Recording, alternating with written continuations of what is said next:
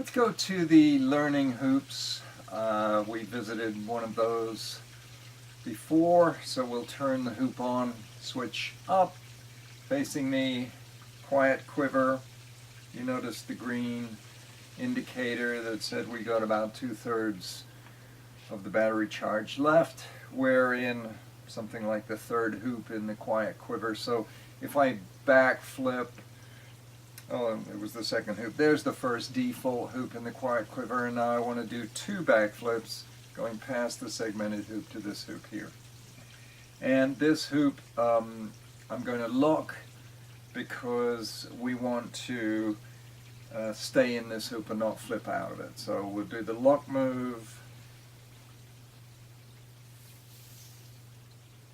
and there it went blue, and now we can play in this hoop without fear of flipping out.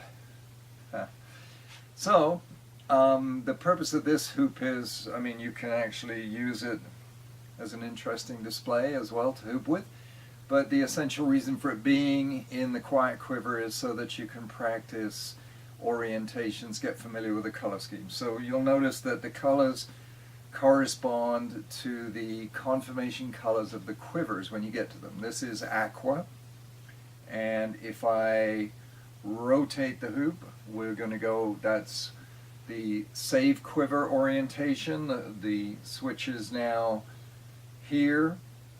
If I go down, we'll go red, and that is the compose mode orientation. We'll get to that in the next video. And here, pink, we're in the 9-pack, and up again to the aqua. If we go into the horizontal with the switch up, the switch is up the top there, we get a purple indicator, and we're in the kicks quiver, originally called Quixotic for wild and crazy and whatever. And if we turn the switch down horizontal, we get a blue confirmation, and this is the random quiver. So we have quiet quiver, random quiver, Quixotic, 9-pack, 3-pack or the save quiver, composed, quiet, and just play with those and get used to the names. You can call them whatever you want. We've had several names for each, but just so that you recognize what quiver you're in and it becomes second nature. There are the 6 orientations, there are 6 colors here, and as you play with the hoop, you'll go through the different colors for the different orientations, and it'll also let you know where the switch is, because if you're like this horizontal, the switch is down. If you're like this horizontal, the switch is up, and if you're like this vertical, the switch must be over here, or of course it could be facing out over here.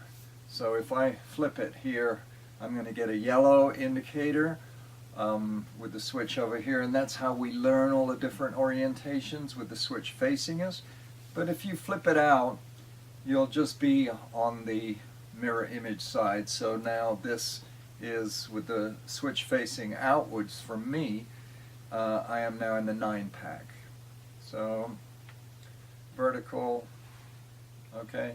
I mean, if we happen to be upside down, we could demonstrate that as well, but this orientation will stay vertical no matter where the switch is, because the switch is always pointing up away from the earth, and the same down here, the switch is pointing to the center of the earth, and so that orientation will remain if we move the hoop like this. Here, as we flip it, you'll see us going through the different orientations that you can do there. We have the 3-pack or the save pack with the switch facing me, purple indicator of the kicks quiver, vertical, switch facing away from me is the 9-pack, and then switch downs, blue indicator of the random mode, and over here with the switch facing me, pink with the 9-pack, Purple of the kicks quiver, horizontal with the switch up.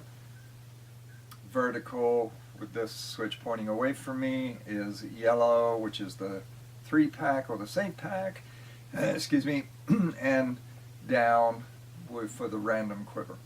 So this is a hoop that you can just play in and get to know kind of in front of a mirror maybe. The mirror is an essential tool for learning the PsiHoops.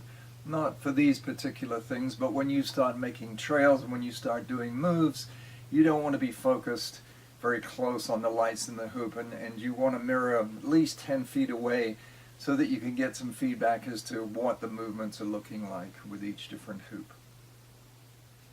But play with this learning hoop. I'm going to unlock it again, so the unlock, the right hand, isoflip, half, back.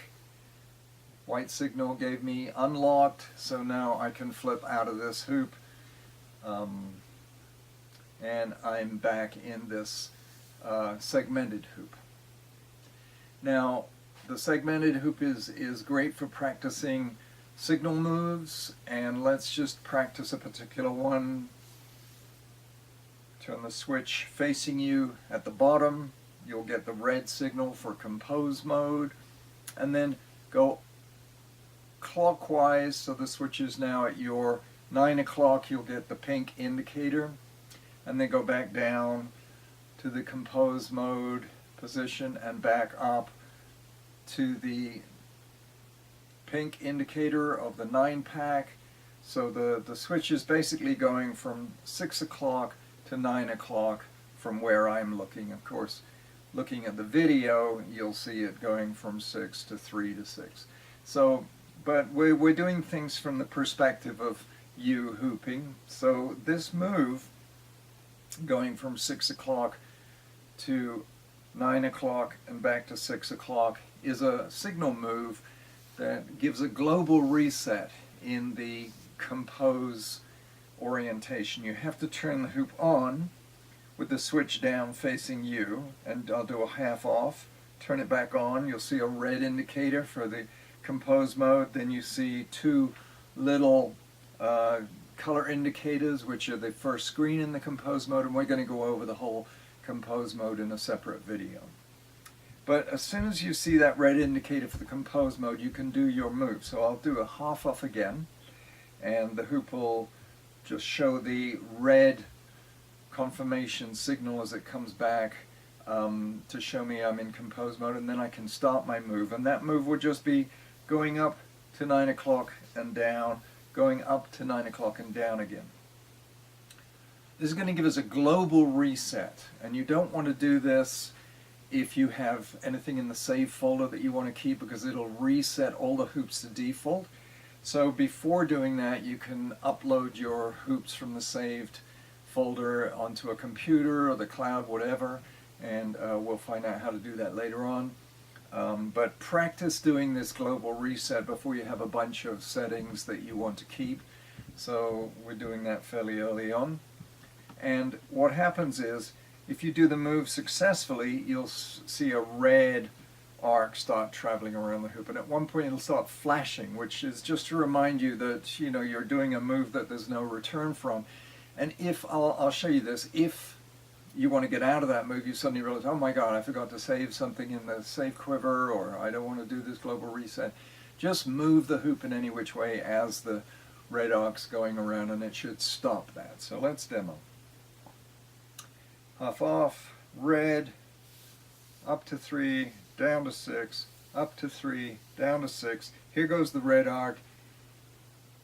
Now it's flashing, and I'm going to move the hoop, and it's stopped, so it didn't do the global reset. Let's save a hoop into the saved quivers, the first slot of the first quiver in the save pack, so that we'll be able to see whether the global reset removes that and returns to default.